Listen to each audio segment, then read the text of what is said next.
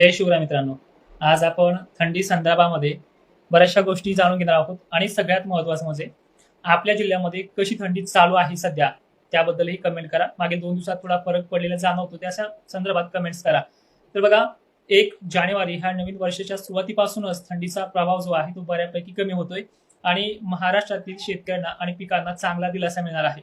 मित्रांनो, थंडी संदर्भात मागेही आपण एक व्हिडिओ दिला होता. आपल्या रिपोर्टच्या अंदाजानुसार त्यामध्ये सांगितलं होतं की जानेवारीच्या पहिल्या आठवड्यापासूनच खराब वातावरणाला सुरुवात होणार आहे आणि एक्झॅक्टली मराठवाडा विदर्भामध्ये 31 तारखेपासूनच डिसेंबर जी एंडिंग आहे ह्या 31 तारखेपासूनच वातावरण खराबीला सुरुवात होईल. त्याचा प्रभाव जास्तीत जास्त 1 जानेवारीला बऱ्याच ठिकाणी ढगाळ वातावरणाचा फटका पाहायला मिळणार आहे. याच्यामध्ये हिमधुई, धुकं अशा बऱ्याचशा गोष्टी राहणार आहे. तर आपला जिल्हा कोणता हा कमेंटमध्ये करा, म्हणजे जेणेकरून मला अजूनही तुमच्याबद्दल सांगता येईल. तर विषय आहे अकोला, अमरावती, नागपूर, चंद्रपूर, गोंदिया आणि त्याचबरोबर दक्षिण महाराष्ट्रातल्या सोलापूर, लातूर या भागापासून तर बीड, जालना, बुलढाणा जिल्हा या भागात देखील अनेक ठिकाणी ढगाळलेली परिस्थिती आपल्याला पाहायला मिळणार आहे. आणि हे जे वातावरण आहे या वातावरणाचं खराबच कारण काय आहे हे देखील सांगितलंच पाहिजे. 30 आणि 31 तारखेला जम्मू काश्मीर, दिल्ली सारख्या ठिकाणी बऱ्याच भागांमध्ये आभाळ आणि बारीक सारीक पावसाची शक्यता आहे. तर जम्मू काश्मीरमध्ये बर्फवृष्टी होण्याची शक्यता आहे. मग तुम्ही म्हणाल तर उलट मग भारतामध्ये याचा उत्तर भारतामध्ये किंवा महाराष्ट्रावरती याचा थंडीचा प्रभाव व्हायला पाहिजे. तर असं का होत नाही? कारण की तो जो डब्ल्यूटीचा पॅटर्न आहे तो उत्तरेकडील देशांना सरकल्यामुळे तिकडील युटर्न वारे बंगालच्या उपसागराकडनं बाष्पयुक्त वारे घेऊन येणार आहे. त्यामुळे महाराष्ट्रामध्ये थोडंसं उबदार वातावरण होण्याची चान्सेस भरपूर आहेत. आणि तुम्ही बघताय मागील 2-3 दिवसापासून फक्त सकाळची थंडी जास्त जाणवते. संध्याकाळच्या थंडीमध्ये बऱ्याच ठिकाणी थोडा फरक पडलेला आहे. कधी कमी 2 दिवसाला 3 दिवसाला असं टेम्परेचर खालीवर होतं आहे. आणि येत्या 2 दिवसानंतर म्हणजे 28 आणि 29 तारखेवरती अजून त्याच्यामध्ये फरक पडत जाईल आणि एक्झॅक्टली 31 तारखेपासून थंडी बऱ्यापैकी कमी होईल.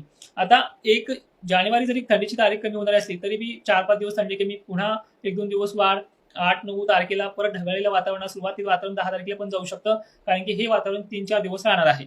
कधी 1 जानेवारी पासून ते 4 जानेवारीपर्यंत खराब वातावरण राहणार आहे. आणि भानुसाहेब खेडकर सर, माझा नंबर आपल्या याच्यामध्ये दिलेला आहे. व्हिडिओमध्ये व्हिडिओ चेक करा किंवा आपल्या प्रोफाईलला चेक करा. तर या वातावरणाचे परिणाम पश्चिम महाराष्ट्र आणि खानदेशकडेही सरकणार आहेत. ढगाळलेली परिस्थिती आणि धुई, पाऊस नाही याच्यामध्ये, पण थंडी कमी होऊन उबदार वातावरण थोडंसं वाढणार आहे बऱ्यापैकी. त्यामुळे हरभरा पिकांना फुलं लागण्यासाठी चान्सेस आहेत.